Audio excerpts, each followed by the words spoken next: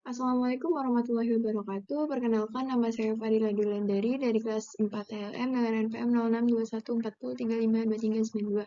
Di sini saya akan menjelaskan atau mempresentasikan tentang grid computing. Di mana yang akan saya jelaskan, yang pertama tentang pengertian grid computing atau komputasi grid, jenis mesin jaringan grid computing, cara kerja grid computing, bagian grid computing, konsep dasar grid computing, prinsip kerja grid computing, serta kelebihan dan kekurangan grid computing. Yang pertama kita masuk pada pengertian grid computing atau komputasi grid. Apa sih sebenarnya grid computing itu? Grid computing atau komputasi grid merupakan sebuah aplikasi pengembangan dari jaringan komputer atau network. Hanya saja tidak seperti jaringan komputer konvensional yang berfokus pada komunikasi antar piranti atau device. Aplikasi pada grid computing dirancang untuk memanfaatkan sumber daya pada terminal dalam jaringannya. Selanjutnya, di mana komputasi grid ini juga adalah sekelompok komputer yang terhubung secara fisik melalui jaringan atau dengan internet untuk melakukan tugas khusus bersama, seperti menganalisis data e-commerce dan memecahkan masalah yang kompleks. Selanjutnya, kita masuk pada jenis mesin pada jaringan grid computing, di mana pada jenis mesin jaringan computing ini terdiri dari 3.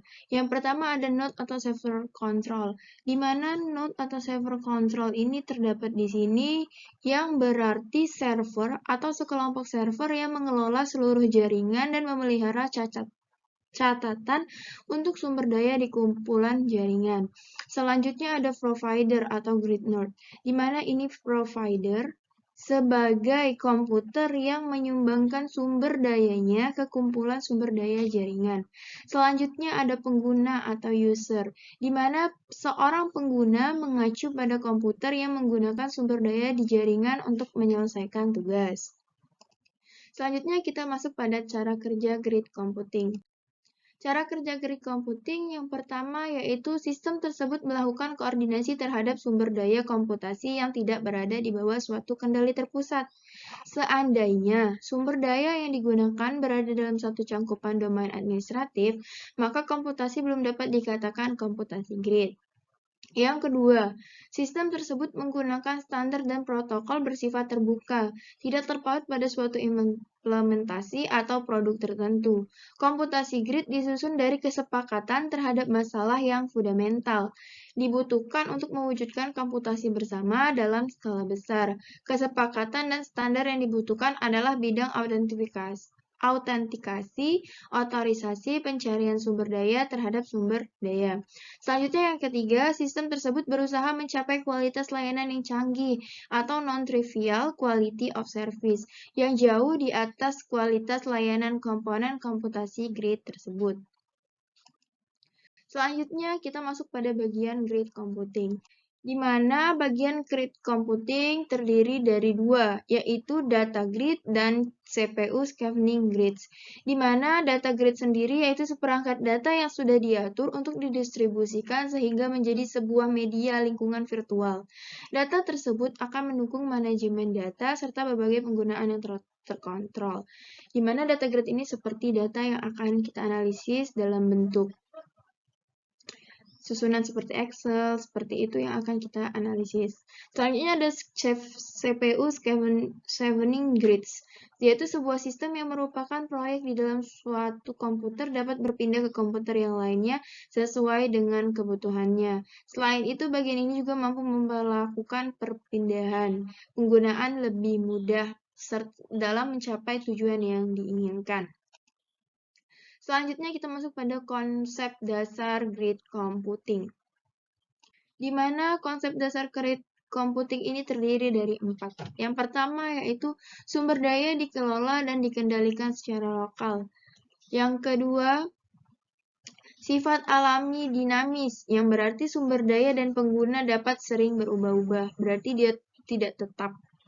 Selanjutnya, sumber daya berbeda dapat mempunyai kebijakan dan mekanisme berbeda, yaitu mencakup sumber daya komputasi dikelola oleh sistem batch berbeda, sistem storage berbeda pada nodes berbeda.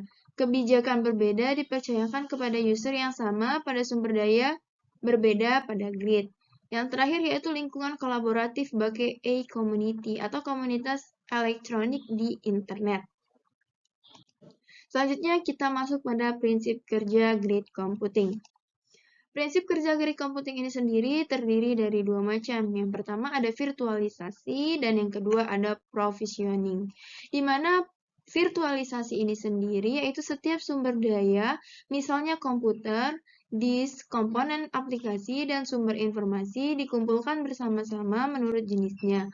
Lalu disediakan bagi konsumen, semisal orang atau program software.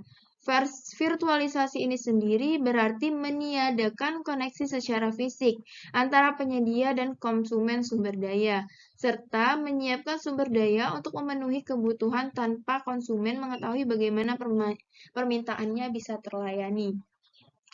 Selanjutnya ada provisioning. Provisioning ini itu ketika konsumen meminta sumber daya melalui layar virtualisasi, sumber daya tertentu di belakang layar didefinisikan untuk memenuhi permintaan tersebut dan kemudian dialokasikan ke konsumen. Provisioning sebagai bagian dari grid computing berarti sistem menentukan bagaimana cara memenuhi kebutuhan konsumen seiring dengan mengoptimasi jalannya secara keseluruhan. Selanjutnya, kita akan masuk pada bagian terakhir, yaitu yang ketujuh, kelebihan dan kelemahan grid computing.